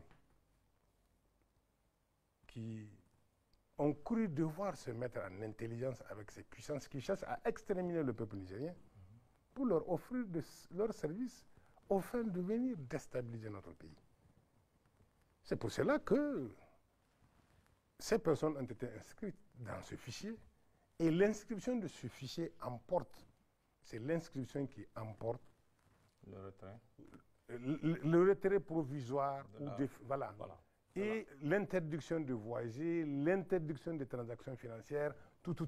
c'est un ensemble, c'est ce que les États-Unis ont fait contre Ben Laden, avant même d'aller jusqu'à le tuer. Tout à fait. Nous sommes obligés de nous protéger contre nous-mêmes, parce que nous avons des Nigériens qui sont impliqués dans ces actes. Et ça, là, ce n'est pas un feu nouveau. Ça. Puisque le code pénal a prévu des peines qu'on appelle complémentaires. Certaines sont facultatives, certaines sont obligatoires et laissées à la discrétion de la juridiction de jugement. Nous avons adhéré à beaucoup d'instruments universels de lutte contre le terrorisme. Et même dans le cadre du Djaba, si nous n'avons pas quitté la CEDEAO, il y a la liste noire des pays membres de la CEDEAO. J'étais à la CENTIF. C'est quelque chose que je connais. Ce n'est pas nouveau. Et d'ailleurs, De Gaulle a été déchu de sa nationalité par le gouvernement français de Pétain. Je vous informe. Déchu de sa nationalité. Déchu de sa nationalité pendant qu'il était en exil en Grande-Bretagne. J'ai l'acte, je ne savais pas que cette question allait être là. J'allais vous l'amener. D'accord. Et récemment, Kémy Séba n'a-t-il pas été déchu de sa nationalité Française par le gouvernement actuel de Macron, auquel nos compatriotes apportent aide, secours et assistance pour déstabiliser notre pays? Quel mal avons-nous fait si nous l'avons inscrit dans ce fichier, alors que lui, du fait de l'activisme de Kémy Séba, ils l'ont déchu par leur juridiction de sa nationalité? Nous, on a inscrit des Nigériens. Il y a des possibilités de recours. C'est une suspension provisoire. Lorsque le jugement serait définitif, on confirmera la mesure provisoire. Et la personne peut venir aussi se défendre pour dire que ce que vous me reprochez, je n'ai pas. Si la personne adopte un comportement national, elle revient, parce que le Niger, c'est notre pays, on peut revoir son cas dans les limites prévues par la loi. Ce n'est pas une invention comme les gens pensent que c'était pour faire du mal à quelqu'un. Je pense qu'il n'y a pas plus grand mal à faire que d'attaquer un peuple. Une guerre, on peut la commencer, mais personne n'en connaît les conséquences. Une guerre, nous avons vu ce qui s'est passé en Libye. Sous prétexte de défendre des droits de l'homme, la Libye est détruite. L'un des pays les plus développés dans la sous-région est devenu l'un des derniers pays. Et le mal causé à la Libye, c'est aujourd'hui ça qui nous sert. Bien sûr. Qui sert de source pour notre déstabilisation. Donc, l'exemple de la Libye n'a-t-il pas suffi aux Français, parce qu'ils étaient les premiers à intervenir, pour venir commanditer la CEDEAO pour qu'elle agresse militairement le Niger? Et d'ailleurs, les agressions ne sont pas finies. Maintenant, ils sont en train de nous agresser sur tous les plans. Et vous avez suivi son Excellence, le ministre d'État en charge de la Défense, lorsqu'il est venu. Vous savez ce qu'il vous a dit. C'est une façon même enrobée de vous dire certaines réalités. Donc, que les Nigériens se disent, cette ordonnance-là, sa légalité ne souffre d'aucune discussion. Et d'ailleurs, si au niveau des Nations Unies, à travers la résolution 1313, le Conseil de sécurité a décidé d'établir une liste noire, pourquoi le Niger, pays membre de l'ONU, ne peut pas se donner sa propre liste noire? L'Union européenne en dispose. Les États-Unis, en dehors du circuit des Nations Unies, ont leur propre liste noire. Et l'Union africaine en dispose. La CEDEAO en dispose.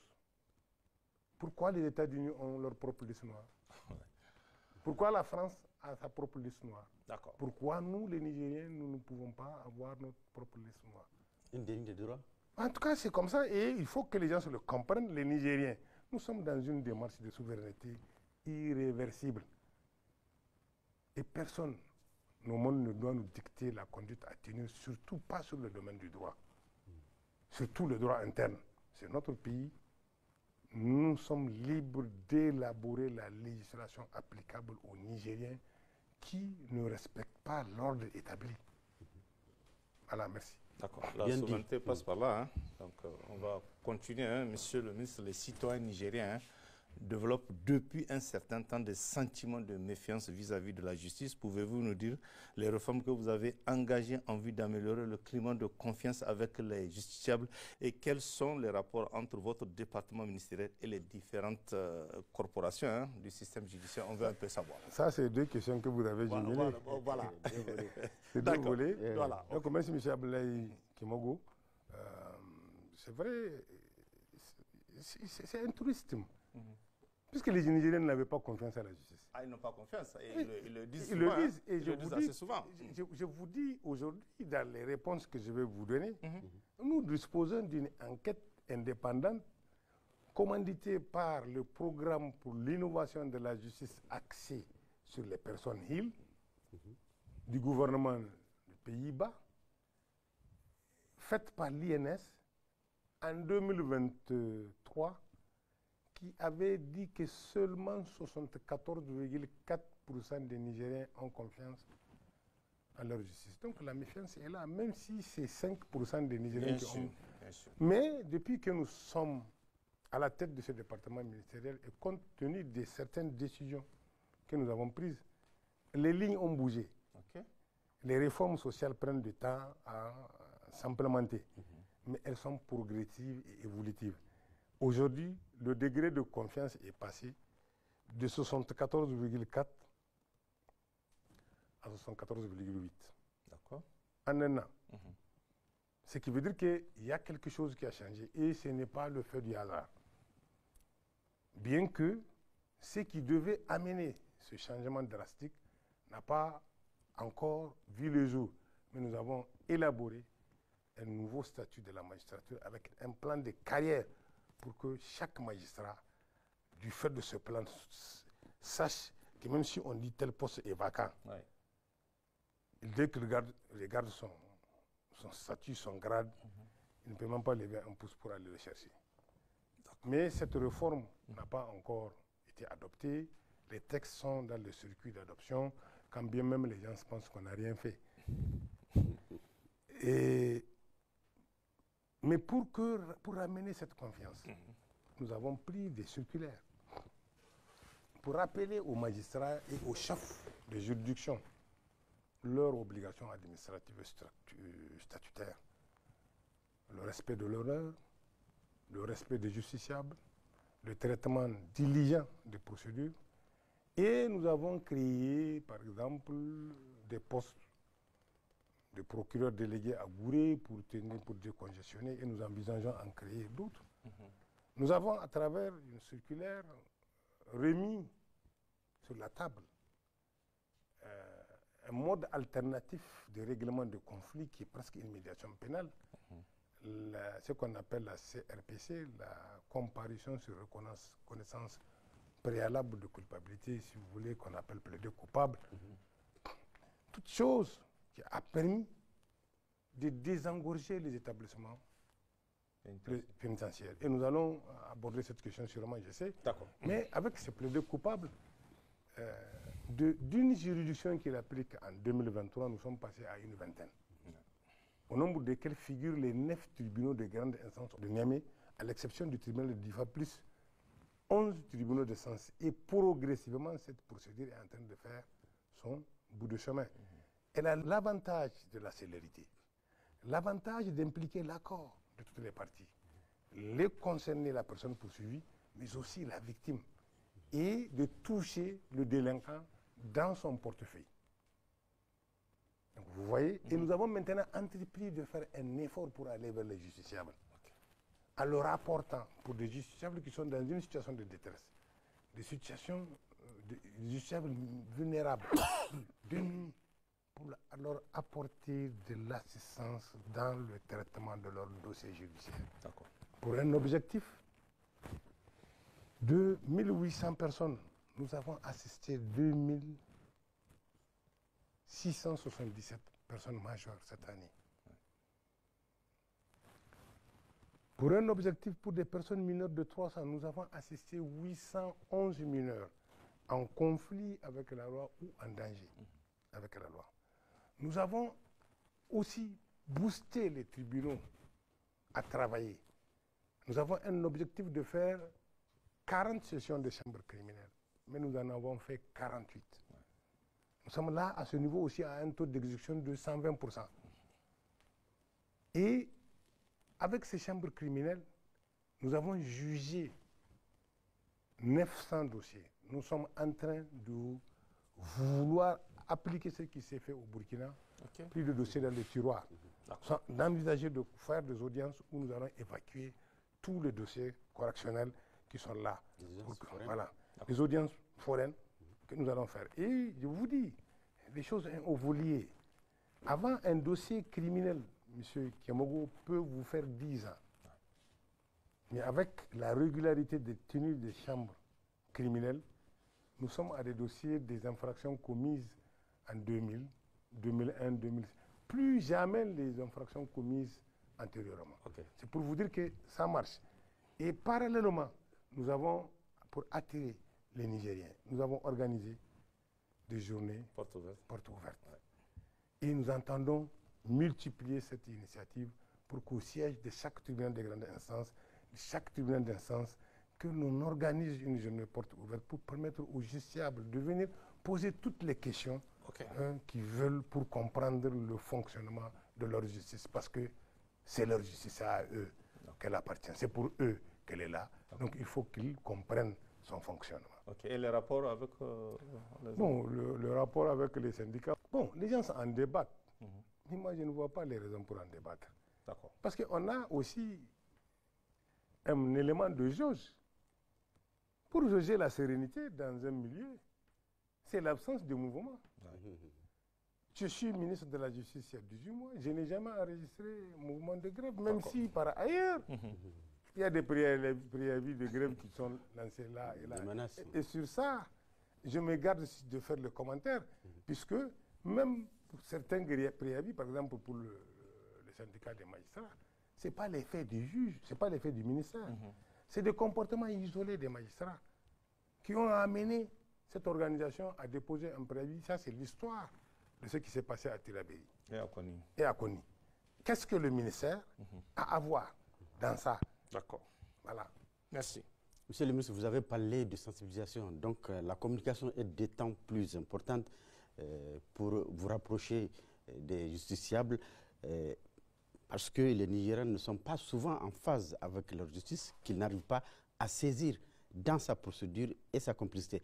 Est-ce qu'il ne faut pas envisager une simplification des procédures en même temps que la prise en compte de nos traditions et réalités locales pour une justice véritablement nigérienne et que nos compatriotes accèdent facilement à la justice sans barrière aucune? Depuis que nous sommes à la tête de ce département ministériel, c'est une composante de notre lettre de mission. Et c'est dans ce genre d'activités que nous sommes en train de nous inscrire.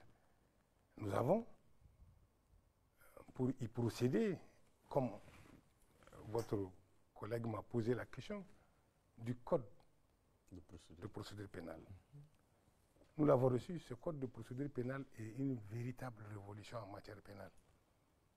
Parce qu'il prescrit des délais de traitement incompressibles des dossiers auxquels sont tenus aussi bien les parties poursuivantes que les juridictions de jugement. Il prévoit des alternatives à l'incarcération. Et il prévoit aussi d'autres mécanismes de médiation. Mais ce code est dans le circuit d'adoption, mais en attendant qu'il soit adopté, on n'est pas resté là. On a entrepris, si vous voulez, de rapprocher la justice des justiciables et de prendre en compte certaines de nos réalités pour que les justiciables nigériens se sentent plus concernés par la justice. Et c'est en cela que nous sommes en train d'œuvrer pour promouvoir, accélérer d'abord la justice à travers la simplification des procédures. C'est ce que le Code de procédure pénale a fait. Maintenant, en attendant qu'il soit adopté, nous sommes en train d'aller vers l'expérimentation ou la mise en œuvre de la conciliation, de l'arbitrage, toutes choses qui sont de nature à permettre aux justiciables de participer à la prise de la décision le concernant. S'agissant, par exemple, de la conciliation, c'est une procédure qui est prévue aussi bien devant les juridictions commerciales, administratives, sociales et civiles. Nous avons attiré l'attention des chefs de juridiction pour qu'ils privilégient ce mode de règlement amiable des différends. C'est ainsi que pour l'année 2024, au tribunal de commerce, qui a une audience de conciliation statutairement obligatoire, sur 400 dossiers, 80 ont fait l'objet de conciliation. Et vous savez, on a coutume de dire vaut mieux un mauvais arrangement qu'un bon procès. Donc, voilà ce qui se passe. Et nous avons incité les tribunaux d'instance à l'intérieur, qui aussi doivent le faire, pour privilégier la conciliation. Parce que nos traditions ne sont pas belliqueuses. Les règlements, le conflit se règlent de façon amiable. Et dites-vous bien, pour l'année 2024, sur une quinzaine de tribunaux d'instance, 1489 affaires ont fait l'objet de conciliation. Tandis que sur la même période, pour les 37 juridictions, il n'y en a eu que 770. D'accord. La machine est en marche. Et je suis sûr qu'elle va aboutir. Et parallèlement, nous avons développé aussi des initiatives qui encouragent les magistrats à privilégier les conciliations judiciaires, à privilégier, à conseiller les gens à aller vers l'arbitrage, avec le centre de médiation et d'arbitrage qui est là à Niamey.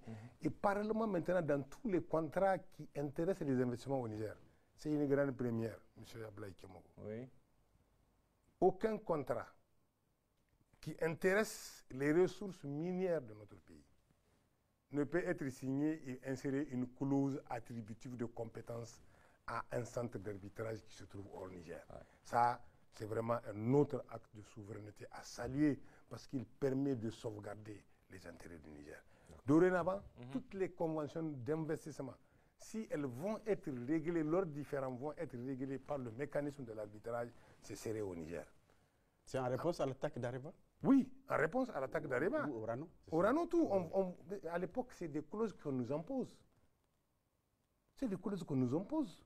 Les contrats, là, ils viennent dans la poste, on vous allez vous signer. Maintenant, ce n'est plus ça. Nous discutons d'égal à égal sur les clauses contractuelles. Et d'ailleurs, ça, c'est une priorité et nécessité absolue que les partenaires nigériens le sachent. Aucune clause attributive de compétence ne va conférer la compétence de règlement d'un litige pour les biens nigériens à un tribunal qui se trouve ailleurs. D'accord. Ça, c'est clair. Et aussi, pour vous montrer ce que nous sommes en train de faire en matière de conciliation, nous avons, avec l'appui de nos partenaires, élaboré un guide de règlement des litiges fonciers. Et nous avons aussi développé une plateforme numérique avec ce que vous appelez un vocal, comment on appelle un truc vocal, qui permet aux Nigériens, lettrés ou non, de s'informer sur le litige le concernant. Comme on fait le vocal là de WhatsApp et concernant. C'est pour vous dire que vraiment il y a un effort qui est en train d'être fait pour rapprocher la justice des justiciables. Et nous avons aussi toujours dans ce cadre, en rapport avec la chefferie traditionnelle, conçu, validé un procès verbal type qui va être utilisé sur toute l'étendue du territoire par les chefs traditionnels dans leur mission de conciliation des justiciables. Ce n'est pas un rien. Et puis, plus encore, M. Kemogo, nous avons pris des mesures pour interdire à tous les officiers de police judiciaire, y compris les procureurs, de pénaliser des affaires civiles. Je les ai personnellement reçus dans mon bureau. Mais c'est la tendance actuelle. Hein? Non, je vous dis, je les ai personnellement reçus dans mon bureau et je leur ai dit, voilà ce que la loi a prévu, c'est une habilitation. On en a parlé. et les instructions ont été données aux procureurs généraux pour suivre et rendre effectives ces circulaires. Parce qu'on a pris des actes, ce n'est pas seulement parler. Nous avons pris des actes et nous avons demandé à ce que le suivi soit fait par les procureurs généraux, les procureurs près des tribunaux de grande instance. D'accord. Monsieur le ministre, la question des droits humains et des libertés fondamentales suscite parfois des débats. Quel état des lieux en faites-vous et que faut-il faire pour la promotion des droits humains et des libertés fondamentales au Niger? Bon, merci, M. Abdoulaye Kemogo. Vous savez, la question des droits de l'homme, des droits humains, là, c'est un idéal. Bien sûr. C'est un idéal. Et plus on vous donne, plus vous en avez besoin. Oui, bien sûr. Et ça fait l'objet de débats parce que il y a beaucoup d'acteurs intervenant dans ce domaine, des acteurs nationaux et des acteurs extérieurs. Bien sûr. Vous avez des nationalistes et aussi des apatrides. Mais en tous les cas, depuis la proclamation du 26 juillet 2023, il a été clairement annoncé par le CNSP qu'ils sont rattachés à tous les instruments juridiques universels, régionaux de droits de l'homme auxquels le Niger est parti. Et pour preuve, malgré l'animosité dont la communauté internationale a fait montre en violation de ces mêmes règles de droits de l'homme, parce que le droit à l'alimentation, c'est un droit. Bien sûr.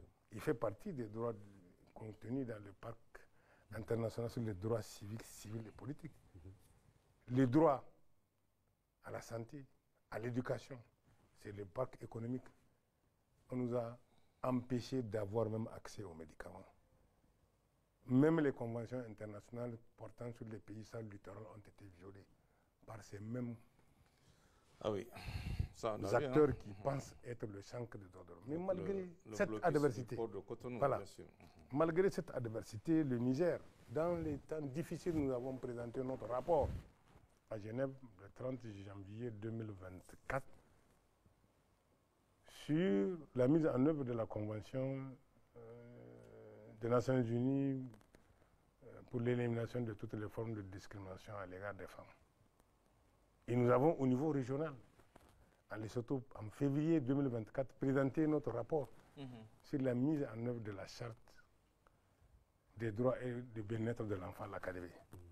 Et nous avons aussi continué à élaborer d'autres rapports qui vont être adressés aux organes de traité sur les droits des travailleurs migrants et sur l'élimination des traitements cruels, inhumains et dégradants. Nous avons entrepris aussi de former des acteurs judiciaires au cours de l'année. Nous en avons formé 352 sur les questions de droits de l'homme en lien avec la traite des personnes et les mécanismes de référencement. Nous avons aussi vulgarisé auprès de 240 personnes les recommandations issues des organes régionaux et internationaux de droits de l'homme, y compris de l'examen périodique universel. Et nous avons célébré la journée de la Déclaration universelle des droits de l'homme du 9 au 13 décembre 2024 et nous avons sensibilisé plus de 4500 personnes sur les questions des droits de l'homme. Nous avons préfacé un recueil des instruments juridiques des droits de l'homme. Nous avons aussi préfacé un manuel à l'usage, un guide à l'usage des détenus, porté axé sur les droits de l'homme. Et nous avons préfacé la traduction en 9 langues de la Déclaration universelle des droits de l'homme. Nous sommes en train de reprendre le même exercice pour la charte demandée. C'est pour vous dire aussi sur ce terrain, nous sommes en train de faire quelque chose. D'accord. Voilà. Merci. Mais il faut que les Nigériens comprennent. Votre liberté s'arrête là où commence celle d'autrui. La liberté n'est pas synonyme de l'arbitrage, ni de l'arbitraire, ni de libertinage. Toute liberté est conçue et encadrée par la loi et son exercice doit être légal. Et je pense que c'est comme pour un magistrat qui ne veut pas se soumettre à la loi, l'exemple d'un défenseur de l'homme qui ne veut pas respecter la loi. D'accord. Parce que tout son combat est axé sur la loi. Ouais. Donc les deux acteurs-là doivent être les premiers défenseurs de la loi. Okay. Voilà. D'accord, monsieur, merci. Monsieur le ministre, assez souvent on parle de la superpopulation carcérale. Pouvez-vous nous dire le nombre des maisons d'arrêt au Niger et leurs effectifs? Nous avons 41 établissements pénitentiaires au Niger. 41 établissements Et à la date du 31 décembre, nous avons 15 831 détenus. 15 831 détenus. Repartis comme suit. 6 021 jugés et condamnés et 9 810 détenus préventifs. Les prévenus. Oui, les prévenus. Et nous sommes à un taux de surpopulation carcérale allant parfois de 141% à 400% pour la prison civile de Niamey. C'est pour vous dire qu'il y a vraiment la question de surpopulation carcérale, mais quand même, bien que la personne soit un détenu c'est aussi un être humain. Bien sûr. Qui a des droits et dont les droits doivent être promis, suivis et respectés. Le fait qu'il soit en détention, ce n'est pas une exclusion sociale. Et nous avons pris des mesures, certes qui sont insuffisantes, mais quand même qui sont encourageantes. Rien qu'au titre de cette année, nous avons, le président du Conseil national pour la sauvegarde de la patrie des chefs de l'État a signé une série de 5 décrets portant remise gracieuse de peine. Qui ont touché 10 531 détenus, donc 4 725 ont recouvré leur liberté. C'est une manière de désengorger. C'est une manière de désengorger aussi les prisons. Et nous avons pris aussi des circulaires pour ramener le respect des règles d'éthique et de déontologie dans le traitement des établissements pénitentiaires, dans le respect des titres de détention et leur renouvellement, dans l'alimentation des détenus, et nous avons mis à l'échelle nationale des commissions de surveillance pour la première fois des établissements pénitentiaires. C'est pour vous dire que nous sommes en train de faire, et nous avons organisé une formation dans toutes les régions du pays. Zender, Maradi, Niamey, Tawa, Agadez, sur l'intégration de normes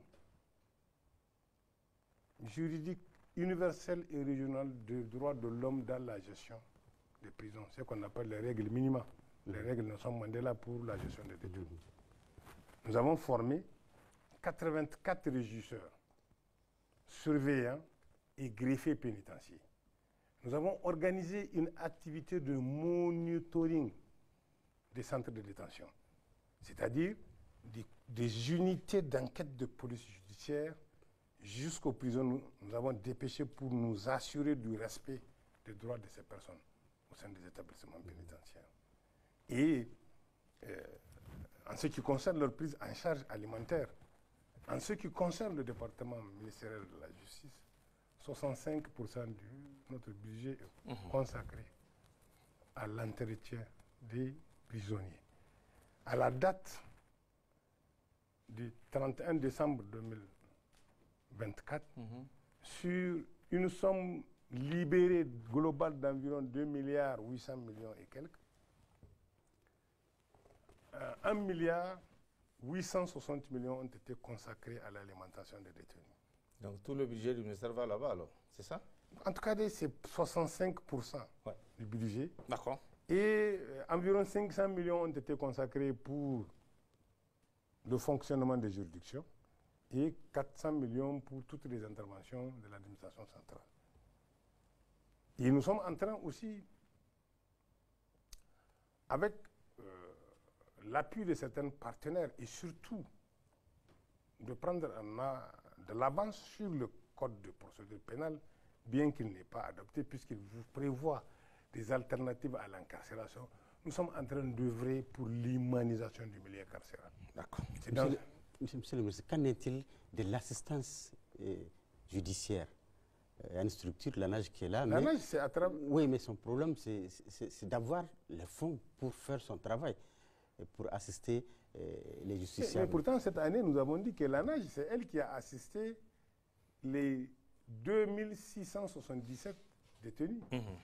C'est avec les moyens, quand même, dans cette situation de difficulté, d'austérité et d'hostilité, quand même, nous avons pu mobiliser l'État, a pu mobiliser pour venir en aide à 2777 personnes en détresse. C'est énorme. Devant une juridiction. Même une personne, lui venir en aide devant une juridiction, c'est beaucoup, parce que c'est sa vie, sa fortune, son honneur et sa dignité qui sont en jeu. La précision est importante, monsieur le ministre. Monsieur le ministre. Donc, oui, allez-y. Donc ici, nous sommes en train d'œuvrer vers l'humanisation du milieu carcéral. Avec des partenaires qui nous appuient, nous sommes en train d'œuvrer pour des fermes pénitentiaires. Par exemple, avec le gouvernement des Pays-Bas, nous avons mis cette année environ 1 435 000 $, soit 861 millions de francs CFA, dont 356 000 sont consacrés à Daïkaina pour la production de riz par les détenus.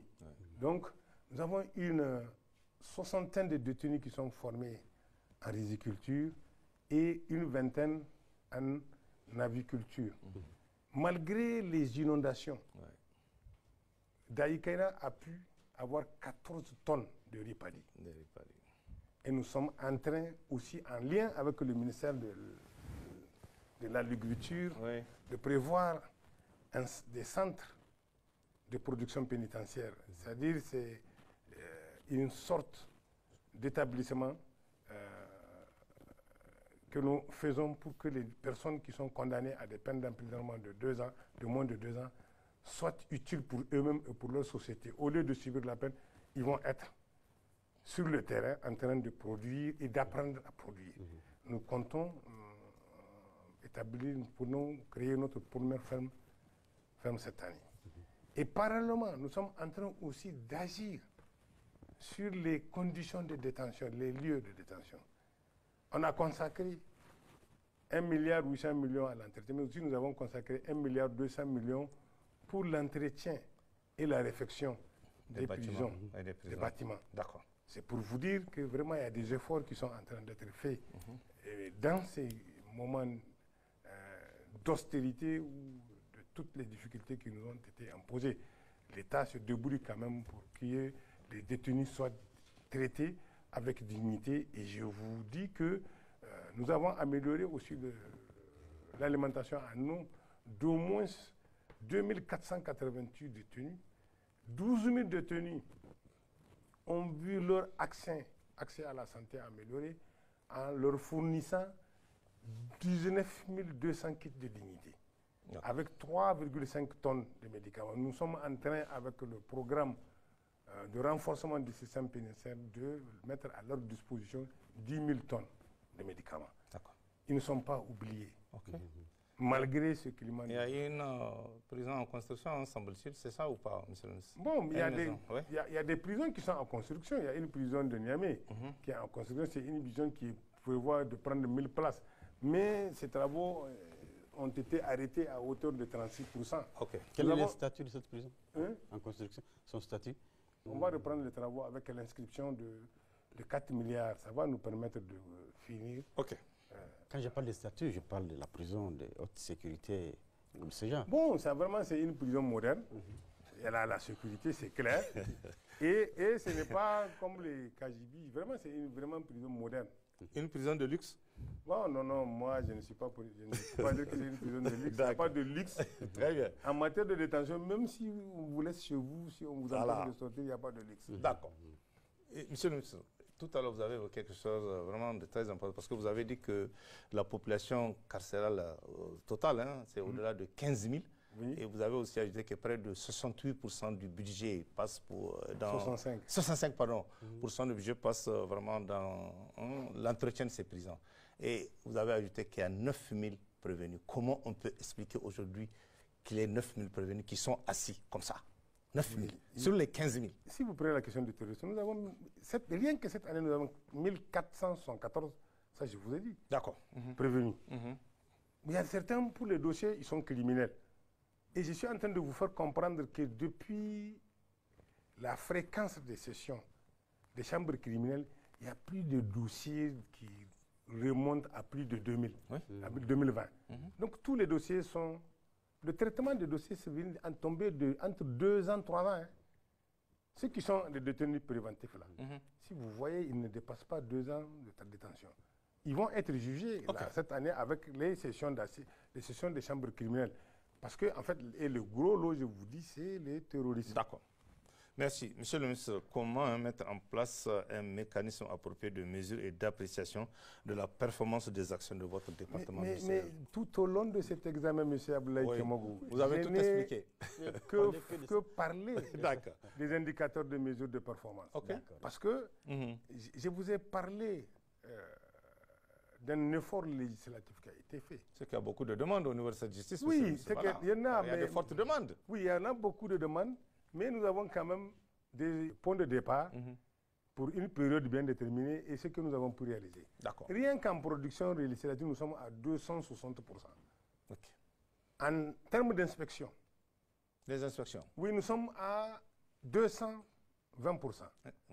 En termes d'assistance juridique et judiciaire, nous avons prévu d'assister, comme je vous l'ai dit, 1800 personnes, nous sommes à 2600. Nous sommes à un taux de 149%. D'accord.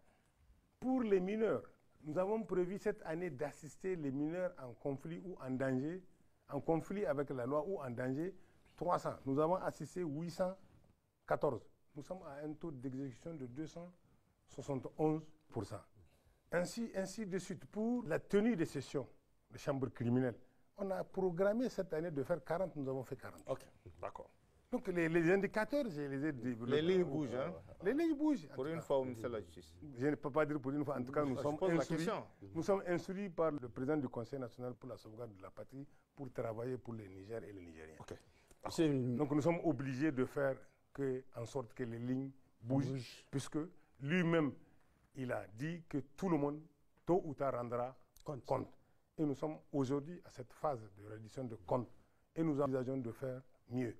Et je suis sûr que l'année prochaine, l'indicateur de 14,8% de perception, là, on ne serait pas à 114.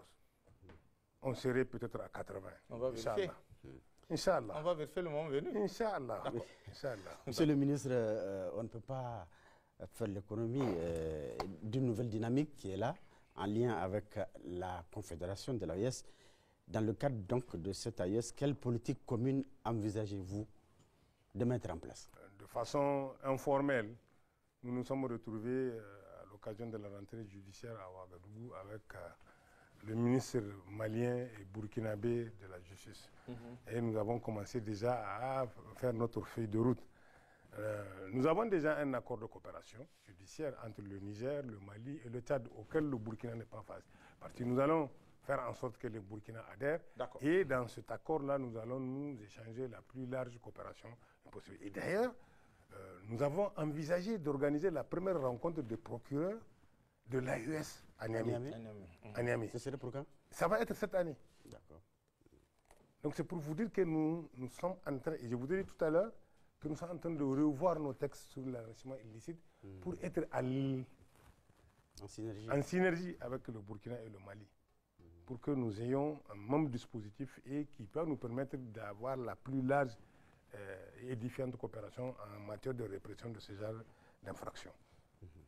Voilà ce que je peux dire. En tout cas, nous allons, conformément aux instructions de le blanchiment d'argent, parce qu'il y a aussi ça? Oui, bon, pour le blanchiment d'argent, déjà, nous appartenons à l'UMOA. Nous sommes tous membres de l'UMOA dans le cadre de l'Union monétaire ouest-africaine. En même temps, Nous avons une structure dédiée pour la lutte contre le blanchiment de capitaux et le financement du terrorisme, qui est le JABA, le groupe intergouvernemental d'action contre le blanchiment d'argent, mais qui est quand même une structure de la CEDEAO. Nous avons démissionné de la CEDEAO, mais nous entendons maintenir notre présence au sein du JABA parce qu'on peut être au sein de ce groupe régional de type GAFI, parce que le GAFI, c'est le groupe d'action financière internationale, sans être membre d'un État. Vous avez les îles Comores qui sont membres de l'État. Nous envisageons de le faire. Et si maintenant il faut aller au-delà, au sein de l'AES, nous ne manquerons pas de certificats. Un mot sur le CENTIF? Oui, bon, la CENTIF, c'est la cellule de traitement des informations financières. Oui. C'est l'unité spécialisée en matière de lutte contre le blanchiment de capitaux et le financement du terrorisme. D'accord. Et le traçage de toute l'économie criminelle. L'avantage de cette unité, c'est qu'elle a des accords avec beaucoup d'unités de renseignement financier du monde et elle appartient à un grand groupe qu'on appelle le groupe Egmont, avec lequel ils ont la facilité d'avoir toute information qu'ils demandent, si en tout cas ils la détiennent. Même si les Français ne veulent pas, ils peuvent l'avoir. Donc tous ces capitaux qui s'en vont là, on va les tracer ou comment en tout cas, il suffit de lancer et nous sommes en train de le faire. D'accord. Je me connais dans ce domaine et je sais que la coopération est aussi facile. D'accord. Et dans tous les cas, même sans ça, pourvu que les pays respectent leur engagement universel, la convention de Palerme sur la criminalité transnationale organisée qui a enfanté tous ces instruments de lutte contre la corruption, de lutte contre le terrorisme, de lutte contre le blanchiment de capitaux, lutte contre la traite des personnes et la cybercriminalité et le trafic illicite des mines. Elle n'a pas englobé en son temps la cybercriminalité. Elle a prévu 4 infractions graves qu'elle a demandé aux pays de réprimer. Presque tous les États du monde sont partis à cette convention. D'accord. Et les dispositions de cette convention prévoient, au cas où vous n'avez pas d'accord bilatéraux ou multilatéraux de coopération, elle sert d'instrument pour que les pays s'offrent la coopération la plus large possible. Le seul fait d'appartenir à cette convention suffit pour obtenir. Mais encore là, il faut que les États soient de bonne volonté. Sinon, on a les moyens quand même de tracer. Mais le gros de problème de la lutte contre le blanchiment de capitaux au Niger, M. Tchemogo, ce n'est pas pour vous décourager, c'est la prédominance de l'informel. Oui, c'est ce qui rend difficile la lutte contre le blanchiment de capitaux. Parce qu'il n'y a pas de traces, quoi. Oui, le recours, la bancarisation de l'économie n'est pas assez soutenue. Mais quand même, il y a des canaux par lesquels on peut passer si on est un bon enquêteur. Nous avons déjà tenu des réunions avec les unités d'enquête en présence du procureur sur lesquelles les orientations ont été données pour des pistes pour envisager des enquêtes avec beaucoup de sérénité et nous espérons que les résultats nous parviendront. Quel sera votre mot de la fin? C'est un secteur vital, très stratégique la justice. C'est pour cela qu'on a été long, puisqu'il y a beaucoup de questions qui sont d'intérêt national. Effectivement. Je vous remercie pour l'occasion que vous m'avez donnée pour rendre compte au peuple nigérien, au nom duquel la justice est rendue, des activités que nous avons menées à la tête de ce département ministériel. Je remercie son Excellence, Monsieur le Président du Conseil national pour la sauvegarde de la patrie, pour la confiance qu'il a placée à ma personne pour gérer ce département ministériel, malgré le nombre de défis. Et je salue la résilience du peuple nigérien. Je leur demande de faire confiance au CNSP, à son président et à leur justice, Inch'Allah, où la justice sociale dont il verra le jour. Parce que ce qui est sûr, je n'ai jamais entendu son Excellence, Monsieur le Président du Conseil national pour la sauvegarde de la patrie, demander d'épargner X ou Y dans le cadre d'une procédure. Jamais. Et je me souviens bien, lorsque la COLDEF a été installée, devant les membres du CNSP et les membres de la COLDEF sont là quand il a dit qu'il leur donne carte blanche pour aller travailler. Si tout celui qui bouffe un franc de l'État, il n'a qu'à le payer. D'accord. Ça, c'est important. Ça c'est clair. Et d'ailleurs, le fait qu'il ait fait changer le bureau de la COLDEF est un signe. Le fait aussi qu'il ait changé tous les inspecteurs d'État, à l'exception d'un, c'est aussi un autre signe. Et le fait qu'ils invitent les membres du gouvernement à venir parler de leurs propres activités, suivant la lettre de mission qu'il leur a confiée aussi, c'est un autre signe de réduction de comptes et de tolérance zéro pour tous ceux qui ne mettent pas en œuvre leurs obligations. Il a dit, vous avez maintenant même le gouverneur, au niveau des gouverneurs, des préfets et des fonctionnaires. Donc c'est vraiment, nous sommes dans un moment de refondation de notre pays. Il faut tout simplement que nous restions soudés. Et Inch'Allah, ça va marcher. Mesdames, Messieurs, nous voilà à la fin de cet entretien. Merci de votre aimable attention. Passez un excellent moment en compagnie de nos programmes.